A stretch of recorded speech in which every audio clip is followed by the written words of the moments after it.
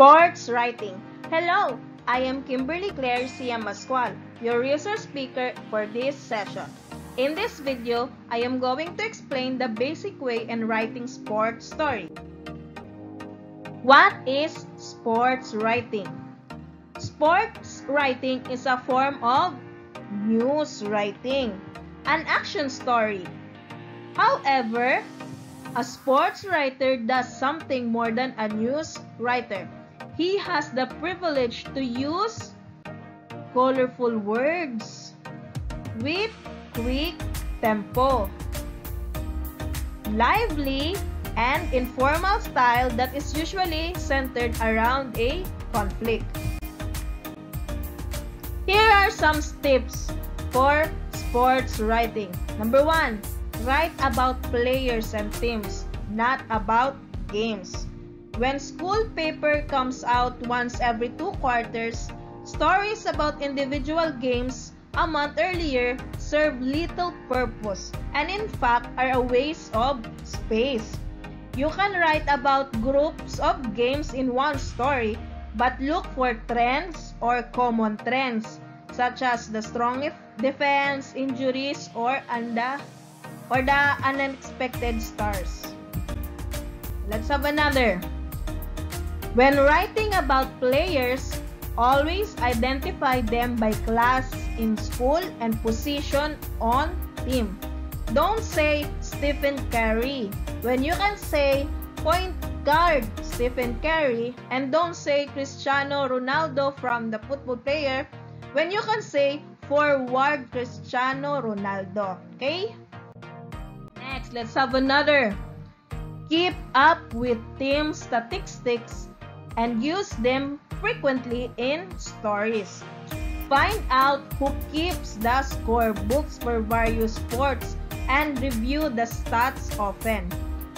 Also, always know where your team ranks in the conference, district, region, based on the records, local polls. But tell the reader when the ranking was noted. For example, as of late October, mga sugad. Next, keep up with individual statistics and use them frequently in stories. If a player sets or ties a school or local record, note it in a story. Maybe highlight it as its own story. Be sure your coaches or athletic director inform you when an athlete or team ties or breaks a record. For 5th, no sports writing AP style. So scores are numerals separated by hyphen. So use hyphen, not the word to. Team records are numerals separated by hyphen also. Winning scores always comes first even if your school did not win the contest. Winning scores. So example, your team lost 12-6, not 6-12. Always comes first is the winning score. Remember? Next is spell your opponent's school name and nickname or mascot correctly.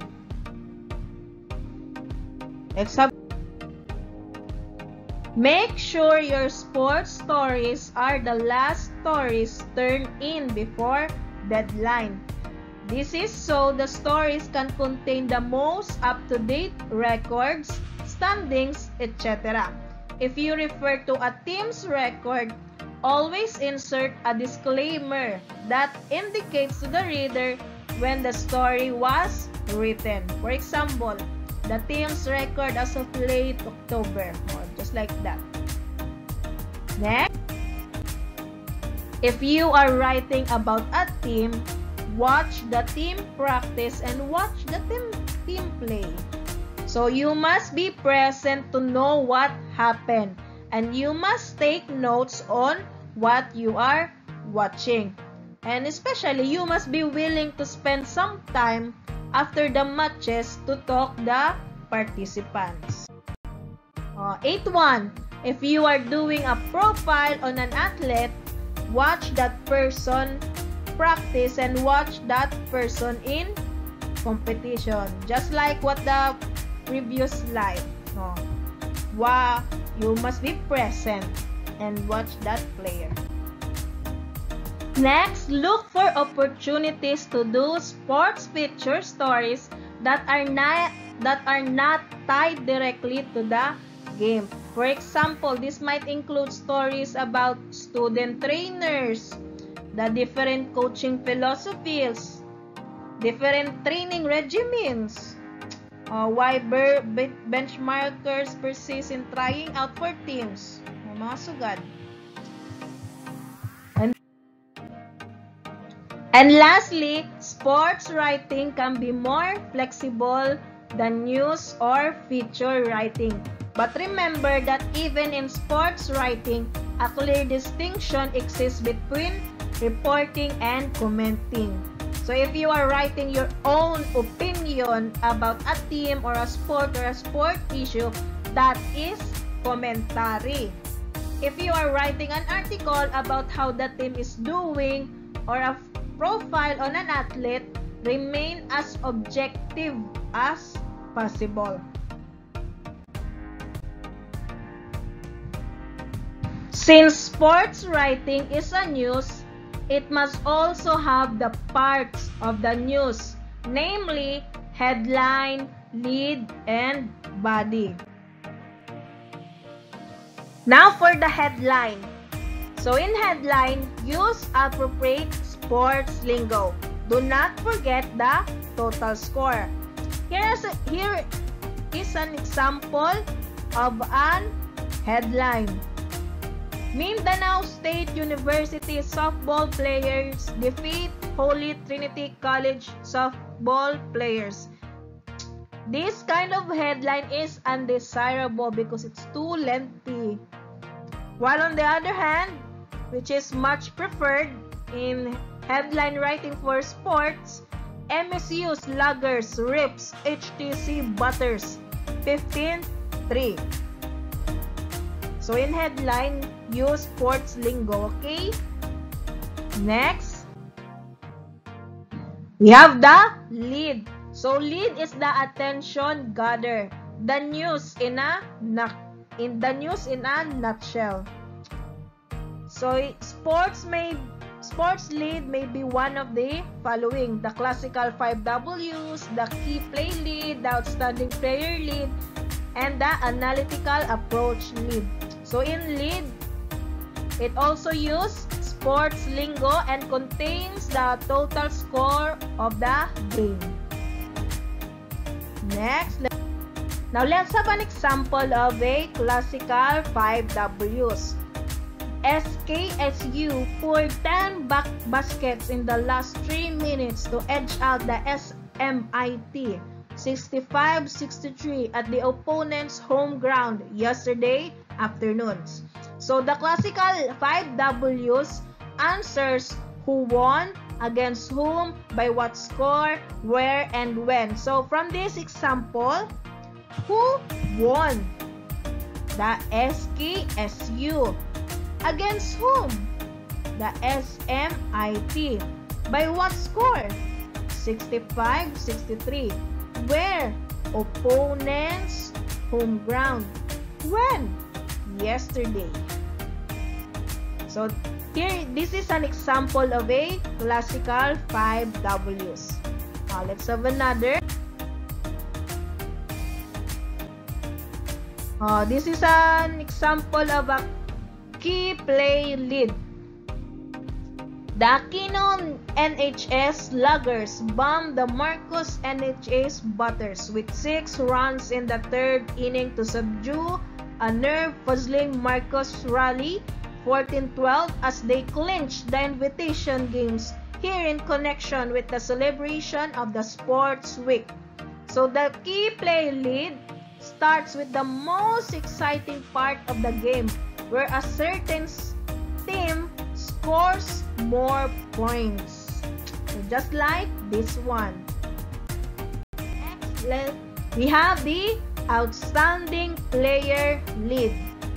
Warner Cruz of SKSU, after almost 4 hours of battle over the chessboard, capped the most coveted YMCA trophy after outwitting SKEI chesser Christian Manuel in 27 moves of a Sicilian defense. So the outstanding player lead, it features a favorite outstanding player. It is sometimes called the hero of the game lead. So from this example, the hero of this game lead is, of course, Warner Cruz. Let's have another. The analytical approach lead. Pump up Pure Gold's players played solid defense to frustrate Diet Sarsi. 115-105 last night and arrange a winner-take-all Sunday for the PBA All-Filipino Conference crown at the Ultra. So in analytical approach lead, the outcome of the game is the result of a particular key plan in action by analyzing the game, such as what made a certain team win, what advantages has it over the loser, and what techniques did they use. So just like this example.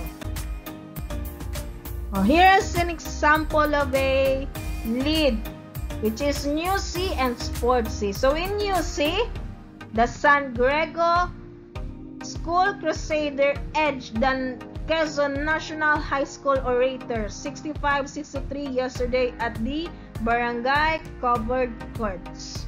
So this is an Newsy lead. On the other hand, the Sporty lead, Jose Omega played the role of savior for San Gregorio School as he buried a hook shot at the buzzer to lift the Crusaders to a thrilling 65-63 conquest of the Quezon National High School Orators last night at the Barangay Covered Courts.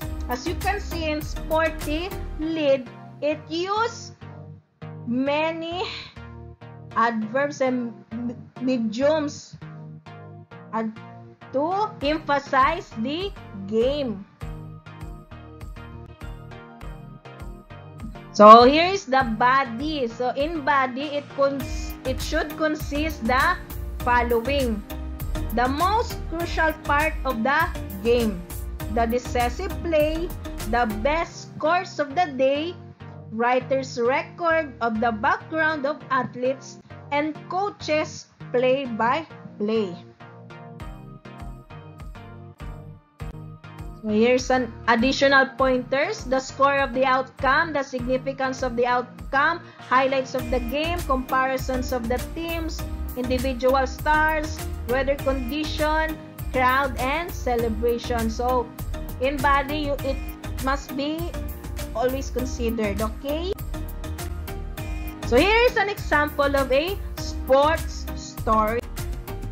Okay, Kainan Edges Shoko 102-101. So you may read it silently.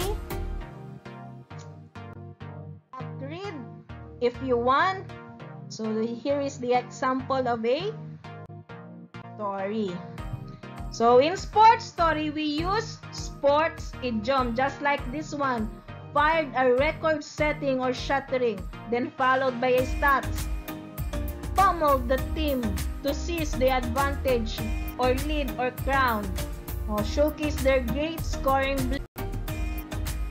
Display these brilliant ball handling skills. Further sunk their opponent's hope.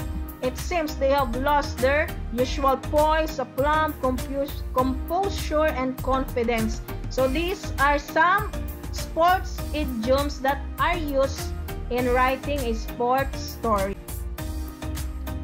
While here are the verbs, sports verbs.